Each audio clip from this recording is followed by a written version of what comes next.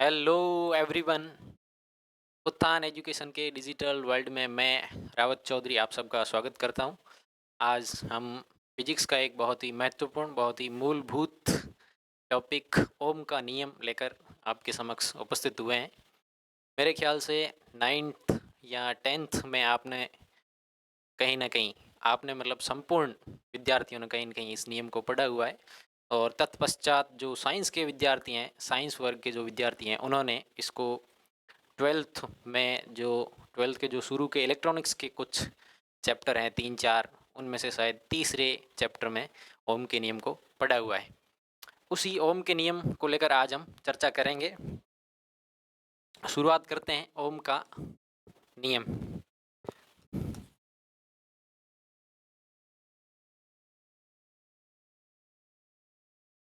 यहाँ पर ओम वैज्ञानिक का नाम है। वैज्ञानिक ओम ने इस रूल को इंट्रोड्यूस किया था, ओहम्स लॉ।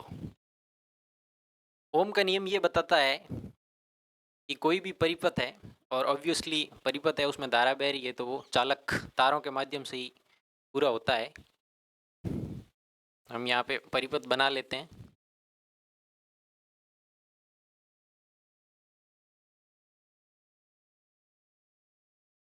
और इस परिपथ में ये चालक तार हैं, और संपूर्ण जो चालक तार है उसका जो प्रतिरोध है, इसको यहाँ पर इस सिंबल के द्वारा, यहाँ पर टेढ़ी मेढ़ी रेखाओं के द्वारा दर्शाया गया है।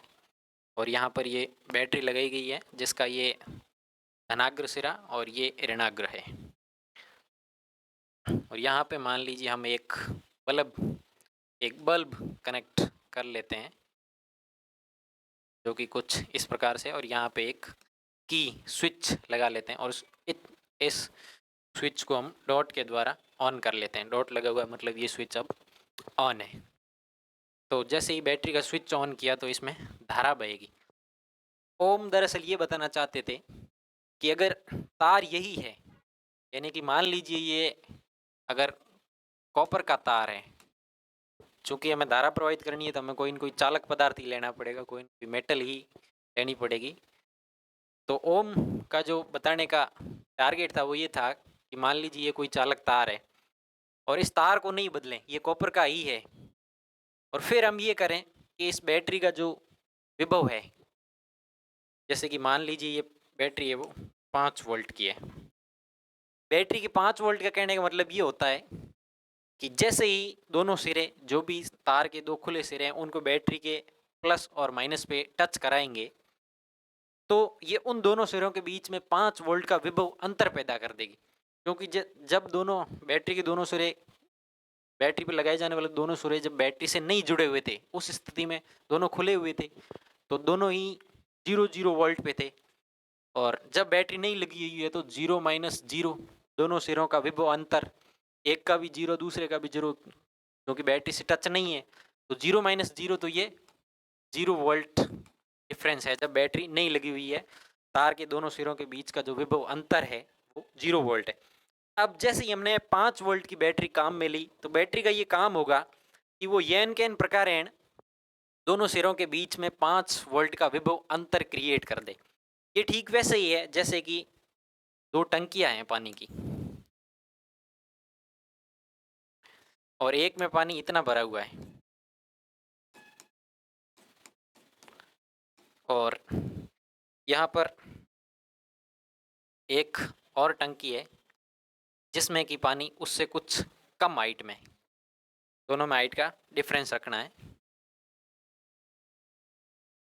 मान लीजिए कि इतना भरा हुआ है इसमें। अब इन दोनों को एक नली के माध्यम से कनेक्ट कर देते हैं।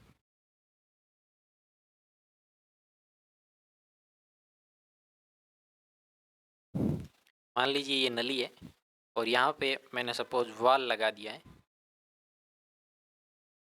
तो जैसे ही मैं इस वॉल को, पहले क्लोज था, ओपन करूँगा, तो जिस टंकी में पानी ज़्यादा है, जिस टंकी में पानी की हाइट ज़्यादा है, उससे पानी है वो दूसरी टंकी जिसमें की हाइट कम है, उस तरफ प्रवाहित होगा, उस तरफ पानी फ्लो करेगा। तो ऐसे ही वही काम बैटरी का है कि दोनों सिरों में जो हाइट है, हाइट माने यहाँ पे वोल्टेज डिफरेंस, यहाँ पे हाइट का डिफरेंस था, तो जिस केस में अपन इलेक्ट्रॉनिक्स की बात करेंगे तो उस केस में या फिर अपन इस परिपथ वाले केस में जो हाइट वाला डिफरेंस है वोल्टेज वाला डिफरेंस है। तो यहाँ पे जैसे ही पानी की हाइट में डिफरेंस था तो पानी जो है अधिक जल वाली टंकी से कम वाली की ओर प्रवाहित होने लग गया, और जैसे ही हाइट का डिफरेंस बराबर होगा पानी प्रवाहित नहीं होगा, प्रवाह रुक जाएगा, लेवल सेम हो गया। और यहाँ पे जब बैटरी नहीं लगी हुई थी तो वो दोनों जो वायर के सिरे थे वो सेम लेवल पे थे। और अब बैटरी का काम है कि हाइट का डिफरेंस क्रिएट करना। हाइट का डिफरेंस माने यहाँ पे वोल्टेज डिफरेंस क्रिएट करना। अब 5 वोल्ट की बैटरी है तो वो 5 वोल्ट का दोनों सिरों के मध्य में विभव अंतर क्रिएट कर देगी। अब 5 वोल्ट का डिफरेंस कैसे भी करके हो सकता है, प्लस वाले का 5 है और माइनस वाले का 0 है, ये भी चलेगा। प्लस वाले का 0 है, माइनस वाले का -5 है, डिफरेंस करोगे तो 0 माइनस माइनस -5 करके ये 5 माइनस 0 ये भी 5 वोल्ट होगा, और ये 0 माइनस -5 ये भी 5 वोल्ट होगा। और यहाँ पे जब दोनों टंकियों को पानी के द्वारा नली के द्वारा जोड़ा गया तो यहाँ पे पानी का फ्लो हो रहा था। यहाँ पे जैसे ही वायर के माध्यम से, नली की जगह यहाँ पे वायर है, वायर के माध्यम से जैसे ही बैटरी से जोड़ेंगे तो जैसे पानी प्रवाहित हो रहा है वैसे यहाँ पे धारा प्रवाहित होगी, इलेक्ट्रॉनों का फ्लो होगा। यानी कि कहीं ना कहीं बैटरी का काम है वो हाइट में डिफरेंस क्रिएट करना, हाइट बोले तो यहाँ पे वोल्टेज में डिफरेंस क्रिएट करना है। और इसको ऐसे भी बना सकते हैं अपन 10 माइनस 5 हो, यानी प्लस वाले का 10 वोल्ट कर दे और माइनस वाले का 5 वोल्ट कर दे तो भी डिफरेंस है वो 5 वोल्ट ही बनेगा। यानी बैटरी का काम है वो जो भी इस पर सिरे जोड़े जा रहे हैं, चालक तारों के सिरे जोड़े जा रहे हैं, उन दोनों के बीच में वोल्टेज डिफरेंस क्रिएट करना। तो ये तो हो गई बात वोल्टेज की। और जैसे ही वोल्टेज डिफरेंस होगा, जैसे ही हाइट में डिफरेंस होगा, पानी का फ्लो होगा, यहाँ पे करंट फ्लो होगी। तो यहाँ पे जैसे ही बैटरी लगाई हमने, बैटरी ने दोनों सिरों में वोल्टेज में डिफरेंस क्रिएट किया और करंट है वो फ्लो होना स्टार्ट होगी। अब चूंकि की है वो तो ऑन है ही, तो इसमें बल्ब जलेगा और करंट बहेगी। और दूसरा शर्त मैं ये बता रहा हूँ, ओम ने कहा था कि तार आपने अगर कॉपर की ली है तो संपूर्ण प्रयोग के दौरान आपको कॉपर का ही तार यूज करना है। और इसके अलावा ये ज़रूरी है कि अगर हम मान लीजिए लैब के अंदर, प्रयोगशाला के अंदर सुबह में प्रैक्टिकल कर रहे हैं, सुबह में ये प्रयोग कर रहे हैं, तो उसका जो टेम्परेचर है वो सुबह जैसा ही रहना चाहिए। ताप और दाब, temperature and pressure both should be maintain, दोनों ही कांस्टेंट होने चाहिए, बदलने नहीं चाहिए। तो अब जैसे ही हमने यहाँ पे बैटरी लगाई और इसमें करंट प्रवाहित हुई, तो हम बताना चाहते थे कि इन दोनों में संबंध क्या है। अगर हम तार भी बदल नहीं रहे हैं, भौतिक परिस्थितियाँ, फिजिकल कंडीशंस है, प्रेशर और टेम्परेचर दोनों को वही रख रहे हैं, तो क्या यहाँ पे जो वोल्टेज डिफरेंस है 5 वोल्ट, उसमें और इसमें जो बहने वाली धारा है उसमें कोई संबंध होगा? तो अब पहले उन्होंने 5 वोल्ट की बैटरी ली और फिर उन्होंने क्या किया कि यहाँ पे 10 वोल्ट की बैटरी ले ली, या तो बैटरी ले ली या एक्स्ट्रा सेल ऐड कर लिया, कैसे भी करके वोल्टेज डिफरेंस है वो बढ़ा दिया, 5 से 10 वोल्ट कर दिया। तो उन्होंने देखा कि इसमें धारा भी अधिक बह रही है, तो उन्होंने देखा कि इस बल्ब की रोशनी है वो बढ़ गई, अर्थात धारा अधिक बहने लगी। चूंकि हमने तार तो वही रखा है और ताप और दाब भी वही है, तो इससे ओम ने ये निष्कर्ष निकाला कि मान लीजिए अगर 5 वोल्ट की बैटरी थी उस टाइम, इसमें 5 एम्पियर धारा थी, तो उन्होंने देखा कि जैसे ही 10 वोल्ट की बैटरी लगाई तो यहाँ पे धारा भी वो 10 एम्पियर हो गई। और ऐसे ही उन्होंने आगे इस प्रयोग को और बढ़ाया, तो उन्होंने देखा कि जैसे ही उन्होंने 15 वोल्ट किया, ये भी उसी अनुपात में धारा है वो भी 15 वोल्ट हो गई।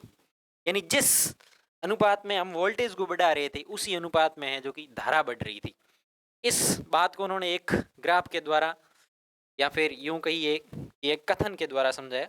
वो कुछ इस प्रकार से उन्होंने कहा कि अगर यदि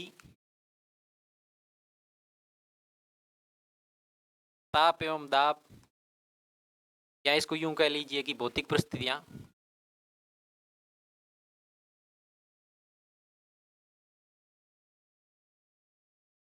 नियत रहे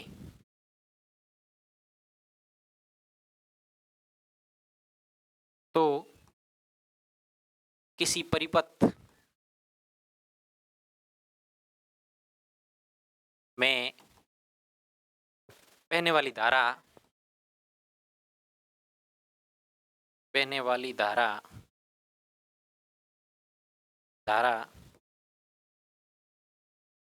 परिपथ के सिरों के मध्य विभवांतर सिरों के मध्य, ना कि विभव। ध्यान रखें इस बात का कि विभव अंतर है, दोनों सिरों के बीच में कितना विभव अंतर है, और विभव अंतर क्रिएट करने का काम है वो बैटरी का है।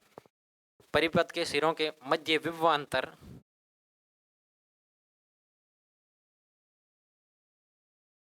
के समानुपाती होती है। अब ये हो गया ओम के नियम का कथन, और इसको अगर गणितीय भाषा में सीधा सीधा लिखना चाहें तो अपन ऐसे कह सकते हैं कि विभव अंतर को V से लिखते हैं, और जो उसमें बहने वाली धारा है परिपथ के अंदर उसको अगर I से दर्शाएं तो V है वो I के समानुपाती होता है। यहाँ पे ये जो चिन्ह दर्शाया गया है ये समानुपाती का चिन्ह है, यानी समानुपाती के मायने ये है कि अगर बैटरी का जो वोल्टेज डिफरेंस है वो बढ़ाते जाएं, अलग अलग बैटरीज यूज़ करते जाएं, या फिर ऐसा कुछ सिस्टम उसी बैटरी में लगा हुआ हो जो कि वोल्टेज डिफरेंस को बढ़ा दे, तो जैसे जैसे विभव अंतर बढ़ता जाएगा 5, 10, 15, उसी अनुपात में अगर वही तार हो, वही परिस्थितियां हो, ताप दाब वही हो जो कि पहले में थे जब 5 वोल्ट की हम बैटरी ले रहे थे, तो उसी अनुपात में धारा है वो भी बढ़ती जाएगी। यानी जैसे जैसे V बढ़ेगा ऐसे ऐसे धारा भी बढ़ती जाएगी। जैसे जैसे अपन बैटरी को 5 वोल्ट, 10 वोल्ट, 15 वोल्ट ऐसे करते जाएंगे तो बल्ब की रोशनी भी उसी अनुपात में बढ़ती जाएगी। या फिर इसको मेजर करने का दूसरा तरीका ये भी हो सकता है कि अपन उसके सीरीज के अंदर में एक अमीटर लगा दें, तो अमीटर का जो सुई है वो भी जैसे जैसे V बढ़ रहा है उसी अनुपात में अमीटर जो कि धारा नापता है उसकी सुई भी आगे की ओर 5 एम्पियर, 10 एम्पियर, 15 एम्पियर इस प्रकार से दर्शाती जाएगी। तो ये तो हुआ ओम के नियम का कथन, जो कि ये बताता है कि विभव अंतर है वो धारा के समानुपाती होता है। अगला ये, क्योंकि हमने इसको गणितीय भाषा में लिखा तो इसको ऐसे लिखा V समानुपाती I। अब यह एक छोटा सा गणित का ट्रिक ही है कि जैसे ही अपन इस समानुपाती चिन्ह को हटाएंगे तो यहाँ पे कोई न कोई नियतांक आएगा। इसको अपन मान लेते हैं कि ये k नियतांक आ गया। अब सब लोग कन्वेंशन या परिपाटी से इस k को r मानते हैं जो कि एक नियतांक है, और इस r का जो नाम है वो है प्रतिरोध। इसको फिजिक्स की भाषा में प्रतिरोध कहते हैं, जो कि उसी प्रैक्टिकल के दौरान नियत रहेगा। केवल V और I के अंदर में अपन संबंध देख रहे हैं, ताप और दाब की स्थितियां वही है, और तार जो हमने जोड़ रखे हैं वो कॉपर के माने हुए तो कॉपर के ही रखने, टंगस्टन के मान लेते तो टंगस्टन के ही रखने थे, लोहे के मानने थे तो लोहे के, एल्यूमिनियम के मानने थे तो एल्यूमिनियम के ही रखनी है अपने को पूरे प्रैक्टिकल के दौरान। यहाँ पर हमने चूंकि शुरुआत में इसको कॉपर का माना हुआ है तो कॉपर के ही रखने, और यहाँ पे जो समानुपाती नियतांक k है जिसको कि परिपाटी से या फिर किताबों के अंदर में R लिखा जाता है उसको प्रतिरोध कहा जाता है फिजिक्स की भाषा में। अब इसको अगर अपन ग्राफ बना के दर्शाएं तो ये कुछ ऐसा बनेगा, क्योंकि मैं बता चुका हूँ कि जैसे जैसे V में बढ़ोतरी होगी उसी अनुपात में I बढ़ेगा, तो स्वाभाविक रूप से यहाँ पर जो है ग्राफ इनके मध्य कुछ ऐसा बनेगा। मान लीजिए हमने y एक्सिस पे विभव अंतर रखा हुआ है 5 वोल्ट, 10 वोल्ट, 15 वोल्ट उसी अनुपात में, और इधर हमने x एक्सिस पे I माना हुआ है, तो इनके बीच में जो ग्राफ आएगा वो कुछ सीधी रेखा के रूप में आएगा। और जो कि गणित के विद्यार्थी इस बात को जानते हैं कि सीधी रेखा है उसका ढाल है वो नियत रहता है। ढाल माने ये है कि x अक्ष के साथ जो इस रेखा का झुकाव है ये x अक्ष के साथ कितना कोण बनाती है, ये कोण है वो हमेशा ही, अगर सीधी रेखा है, रेखा सीधी आगे की ओर बढ़ रही है तो ये नियत रहेगा। अगर ये टेढ़ी मेढ़ी हो जाती तो हम जानते हैं कि ये कोण है वो चेंज हो जाएगा। अगर ये रेखा कुछ ऐसी है तो ये कोण जो x अक्ष के साथ बन रहा है या जिसको कि ढाल कहते हैं, स्लोप कहते हैं, वो स्लोप चेंज हो जाएगा। अब चूंकि v प्रोपोर्शनल टू I है, v समानुपाती I है, तो यहाँ पे सीधी रेखा बनेगी, और इसका जो ढाल होगा, गणित की भाषा में ढाल को अगर देखें तो ढाल को कुछ ऐसे लिखते हैं, ढाल बराबर dy अपॉन dx, अर्थात x अक्ष पे कोई भी दो बिंदु पकड़ेंगे, मान लो ये और ये, इन दोनों के बीच का अंतर कितना है, और इन दोनों बिंदुओं के सापेक्ष, इन दोनों बिंदुओं के करस्पॉन्डिंग जो बिंदु y पे बनते हैं उनको पकड़ेंगे। तो यहाँ पे लंब डाला तो ये बिंदु यहाँ बनेगा, और यहाँ पे लंब डाला तो ये कुछ ऐसे यहाँ पे बनेगा।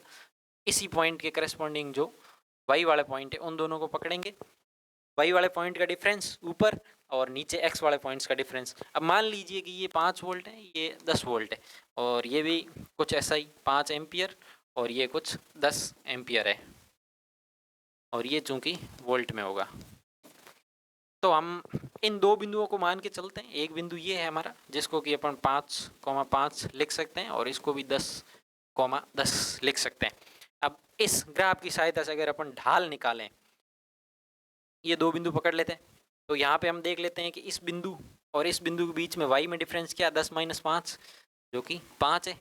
और ठीक ऐसे ही यहाँ पे 10-5, इसको अगर थोड़ा सा और एक्सपेंड करके लिखें तो ऐसे लिखेंगे ताकि सभी विद्यार्थियों को समझ में आए। 10-5 चूँकि वाई एक्सिस पे हमने विभवांतर माना हुआ है तो वोल्ट, और ऐसे ही ठीक एक्स एक्सिस पे 10-5 और ये यहाँ पे एम्पियर। तो इसका जो कि होगा वो 5/5 यानी 1, अर्थात इसकी जो ढाल आ रही है, इस ग्राफ की जो ढाल है वो 1 है। और यहाँ पर जो भी नियतांक होगा वही ढाल देगा। यहाँ से v समानुपाती I में जो नियतांक आ रहा है वही ढाल का मान देगा। तो यहाँ पे हमारे नियतांक क्या था, प्रतिरोध है, यहाँ पे वो 1 ओम है। इस ग्राफ की बात करें तो ये अलग अलग स्थितियों में अलग अलग होगा, लेकिन इस स्थिति में जब हमने विभव अंतर को 5 और 10 माना और धारा को 5 और 10 एम्पियर में माना। अब ऐसे ही हम आगे और पॉइंट्स लें, इसको मान लिए 15 कर दिया और इसको भी मान लिया 15 एम्पियर कर दिया, तो ठीक उसी अनुपात में बढ़ेगा चूंकि ढाल इसकी वही है। क्यों, कैसे भी करके वाई एक्सिस पे कोई भी दो पॉइंट पकड़ो और एक्स एक्सिस पे भी कोई भी दो पॉइंट पकड़ोगे, हमेशा ही डिफरेंस इस प्रकार से एडजस्ट होगा कि के या आर का मान या ढाल का या स्लोप का मान है वो हमेशा ही एक ही आना है। तो ये कुछ मायने हैं गणित की भाषा में कहें ओम के नियम के। अब ओम के नियम की कुछ शर्तें मैं आपको पहले ही बता चुका हूँ कि एक तो ये है कि जिस तार के साथ हम प्रैक्टिकल कर रहे हैं उसी धातु को रखना है हमेशा ही। कॉपर के साथ किया तो कॉपर ही रखना है, क्योंकि अगर कॉपर से हमने किसी और दूसरी धातु को ले लिया तो वहाँ पे प्रतिरोध चेंज हो जाएगा, रेजिस्टेंस चेंज हो जाएगा। रेजिस्टेंस किसी भी मेटल का अपना स्वयं का अंदर का अनहैज गुण है, तो कॉपर का अलग है तो एल्यूमिनियम का अलग हो जाएगा। तो प्रैक्टिकल में फिर अपन V और I को कोरिलेट नहीं कर पाएंगे, V और I के मध्य क्या संबंध है वो देख ही नहीं पाएंगे, क्योंकि वहाँ पे R भी चेंज हो रहा है। तो इसलिए हमें कुछ ऐसा करना है कि R है जो यहाँ पर जो K है प्रतिरोध है वो बदलना नहीं चाहिए, ताकि हम V और I के मध्य संबंध है वो अच्छे से ज्ञात कर पाएं। अगर किसी भी तरीके से R चेंज हो गया तो फिर अपन पता ही नहीं कर पाएंगे कि ये R है V की वजह से चेंज हुआ है या टेम्परेचर की वजह से चेंज हुआ है, प्रेशर की वजह से चेंज हुआ है या आई की वजह से चेंज हुआ है या फिर धातु बदलने से चेंज हुआ है। तो इसलिए अगर वी और आई में संबंध देखना है तो हमें इस बात का ध्यान रखना है कि आर को हमें फिक्स करके चलना है। और आर किन किन चीज़ों पर निर्भर करता है वो मैं बता चुका हूँ फिर से, कि अगर धातु बदल दी तो आर चेंज हो जाएगा, तो इसका मतलब धातु वही रखनी है। दूसरा, ताप और दाब, धातुओं के केस में जैसा कि हम जानते हैं कि ताप बढ़ाने पर धातुओं के लिए महत्वपूर्ण बात है कि धातुओं का प्रतिरोध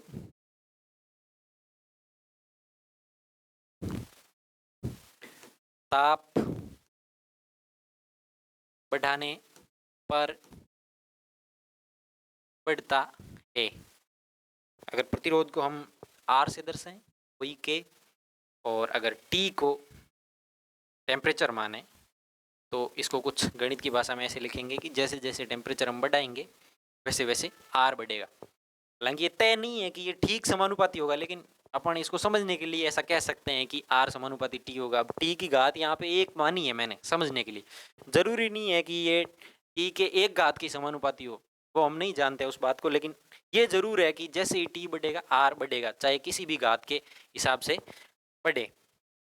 अर्थात इसको दूसरी भाषा में कहें तो जो ताप प्रतिरोध गुणांक है धातुओं का वो धनात्मक होता है, क्योंकि यहाँ पे R बढ़ रहा है T भी बढ़ रहा है। अगर ऐसा होता है एक दूसरे के व्युत्क्रमानुपाती होते हैं, जैसे कि अर्धचालकों में होता है रेजिस्टेंस है वो टेम्परेचर के व्युत्क्रमानुपाती होता है, इनवर्सली प्रोपोर्शनल होता है, तो वहाँ पे जो रेजिस्टेंस टेम्परेचर कोफिशिएंट है वो नेगेटिव बनता है। लेकिन जिन केसेज में R है वो T के समानुपाती होता है, जैसा कि धातुओं या चालकों के लिए होता है, तो उन केसेज में जो इनके लिए रेजिस्टेंस टेम्परेचर कोफिशिएंट बनेगा वो पॉजिटिव बनेगा, धनात्मक बनेगा। इसको दूसरी भाषा में हिंदी में लिखें तो ऐसे भी लिख सकते हैं, ताप प्रतिरोध गुणांक है वो,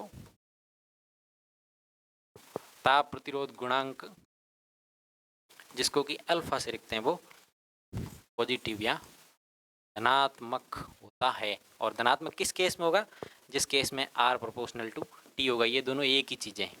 अब क्यों होता है ऐसा कि ताप बढ़े और धातुओं का प्रतिरोध बढ़ता है? इसका कारण ये है कि चूंकि धातुओं या फिर चालकों में जो इलेक्ट्रॉन है वो फ्री होते हैं, उनके पास ये प्रॉब्लम तो है ही नहीं कि उनको फ्री करना है। वो तो स्वतः ही प्रकृति में ही धातुएं इस हिसाब से ही बनी हुई है, इस हिसाब से गड़ी हुई है कि धातुओं का जो इलेक्ट्रॉन धातुओं में जो कक्षाओं में घूमने वाले धातुओं के परमाणुओं में जो कक्षाओं में इलेक्ट्रॉन घूमते हैं वो फ्री होते हैं। फ्री होने का मायने ये है कि वो धातु के अंदर अंदर फ्री होते हैं। धातु का पूरा मटेरियल है, धातु का पूरा ठेला है, मान लीजिए ये धातु का ऑब्जेक्ट है, तो इसके अंदर अंदर में इलेक्ट्रॉन कहीं भी आ जा सकते हैं, लेकिन वो इसकी सतह को छोड़ के नहीं जाएंगे। क्योंकि जब सतह को छोड़ के जाएंगे तो जो कार्यफलन नाम की जो एक चीज होती है, कार्यफलन की मात्रा में जितनी ऊर्जा चाहिए उतनी मात्रा में ऊर्जा हमें देनी पड़ेगी, तब जाके इलेक्ट्रॉन है वो धातु की सतह को छोड़ेगा। लेकिन धातु की सतह के अंदर में, उस पूरे मटेरियल के अंदर में कहीं पे भी इलेक्ट्रॉन आ जा सकते हैं, फ्री होते हैं। तो अब जैसे ही ताप बढ़ाएंगे तो क्या होगा, इलेक्ट्रॉनों और धातु के जो आयन्स हैं उन दोनों को ऊर्जा मिलेगी। कैसे?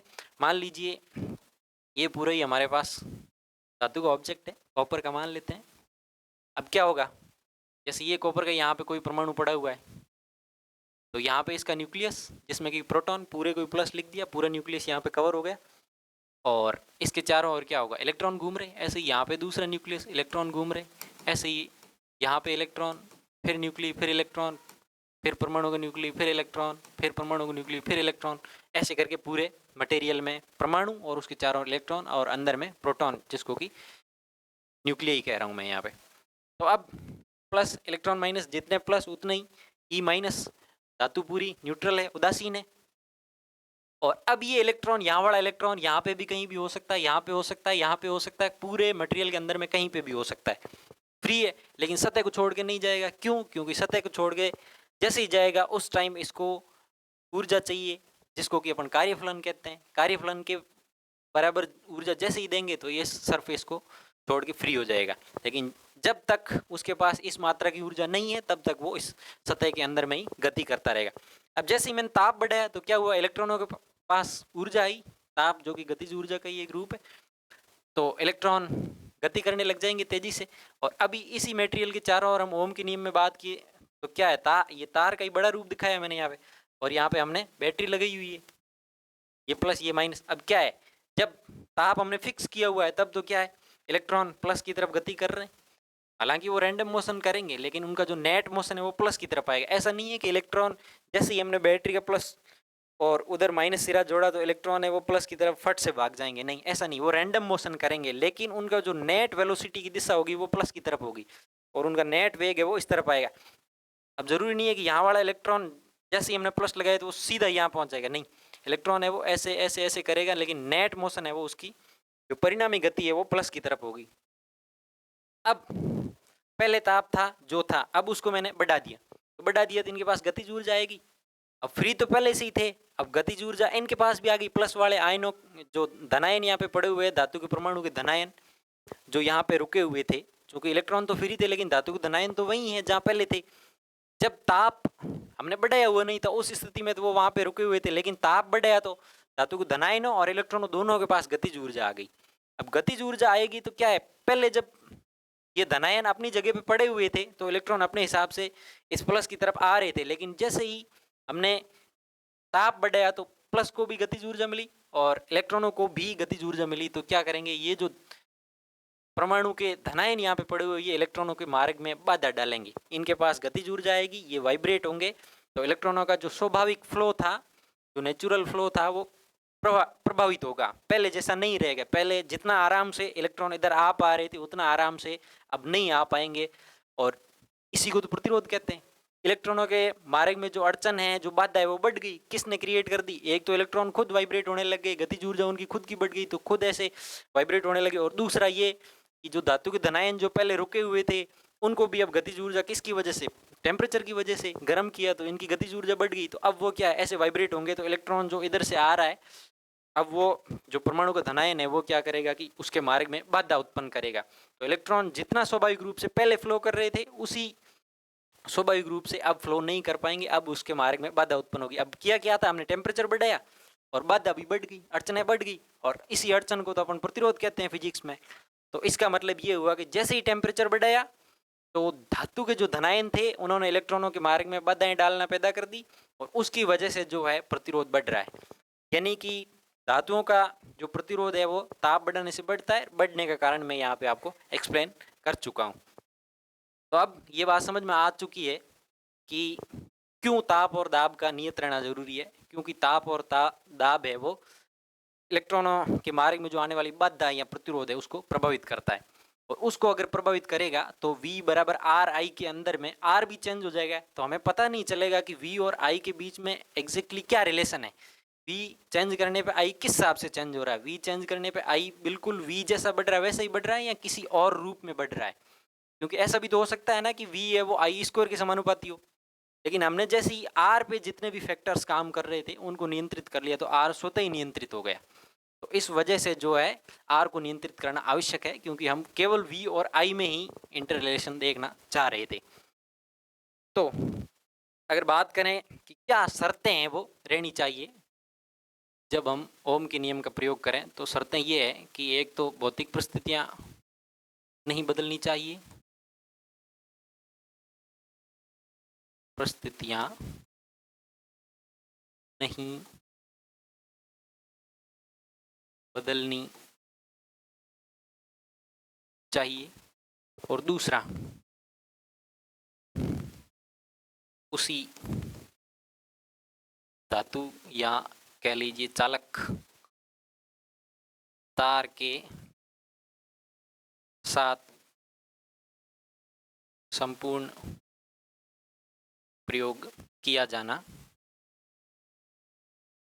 चाहिए। और ये बात पहले से ही मैं बता चुका हूँ कि क्यों भौतिक परिस्थितियां नहीं बदलनी चाहिए और क्यों उसी धातु के साथ हमें संपूर्ण प्रयोग करना है, क्योंकि ये दोनों ही चीज़ें जैसे ही वेरी होगी उस केस में जो आर है, जो V बराबर आर आई के अंदर में जो आर है वो भी बदल जाएगा, और ये बदल जाएगा तो हम V और I के अंदर में एग्जैक्टली क्या रिलेशन है उसको ढूंढ नहीं पाएंगे।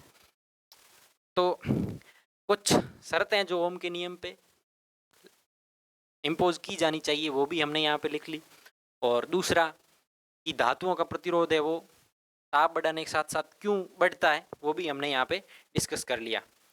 तो इस प्रकार से आज हमने ओम का नियम है उसकी चर्चा की, और ओम के नियम को लेकर हम शुरू से फिर से एक बार देख लेते हैं कि हमने क्या क्या पढ़ा। ओम के नियम में सबसे पहले हमने इस टंकी वाले एग्जाम्पल को लेके ये समझना चाहा कि बैटरी क्या काम करती है एग्जैक्टली। तो बैटरी जैसे दोनों टंकियों के पानी की हाइट में डिफरेंस होता है, तो यहाँ पे वो वोल्टेज हाइट का काम कर रहा है तो वोल्टेज का डिफरेंस क्रिएट करती है, और जैसे ही वोल्टेज का डिफरेंस क्रिएट होगा तो इलेक्ट्रॉन है वो फ्लो करने लग जाएंगे, और इलेक्ट्रॉन फ्लो को ही हम धारा कहते हैं। एकांक समय में प्रवाहित आवेश को ही धारा का नाम देते हैं। और फिर हमने ये समझने की कोशिश की कि 5 वोल्ट की बैटरी है उसका एग्जैक्टली मतलब क्या है। 5 वोल्ट की बैटरी का मतलब ये है कि जो दोनों सिरे उस बैटरी के ऊपर लगाए जाएंगे उन दोनों सिरों के मध्य में वो 5 वोल्ट का वोल्टेज डिफरेंस क्रिएट करेगी।